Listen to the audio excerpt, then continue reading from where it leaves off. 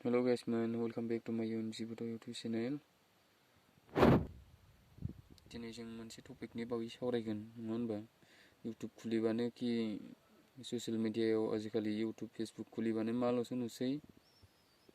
खालि नालि नङा होनबा एन्टारटेनमेन्ट वर्ल्डनि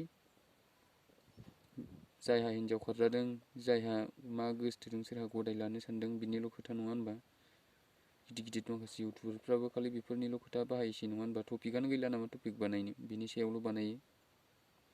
नायबानो दिनै इउटुब खुलिबानो बेखौल' नुयो इउटुब खुलिबानो बेखौल' नुयो रायजोफ्रा बेखौल' नायबाय थानांगौ जाहैबाय नामा सासे मानसिनि माबा मोनसे जाथायखौ लानानै पार्सनेल टपिकखौ लानानैनो साबस्क्राइबार बारायनानै लानो बा माबा मोनसे भिउस बारायहोनो बिदि सानो नामा नायग्राफ्राबो दं नालाय बेफोरखौनो नायनो आं हले नाया बेफोरबायदिखौ मोजां मोना मोजां लाबोनांगौ मोजां टपिकफोर लाबोनांगौ सोरबा ब्लग बानायग्रा ब्लग बानायनांगौ निउस बानायग्रा निउस बानायनांगौ मा बानायनो गोसो बानायनांगौ माथो मालायनि हिन्जाव खारजानाय बायदिसिनाखौल' नुयो बिनि बागै आं बुंगोन गाबोन मोजाङै फुल भिडिअ लाबोगोन आं दा न'आव गैया रायजोफोर गाबोनहाय आं बुंगोन बिनि बागै फुल भिडिअ लाबोगोन नङा होनबा इउटुब खुलिबानो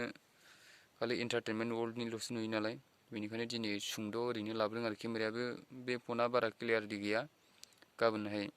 मोजां भिडिअ लाबोगोन रायजोफोर नेनानै थालायलायबानो जाबाय चेनेलाव जाय गोदान अननानै साबस्क्राइब खालामना हो आं दिनै बेलेग जायगायावसो दंफैयो नोंसिनो खोन्थानि र' भिउखौ नै बिथिं सानसो जेबो गैया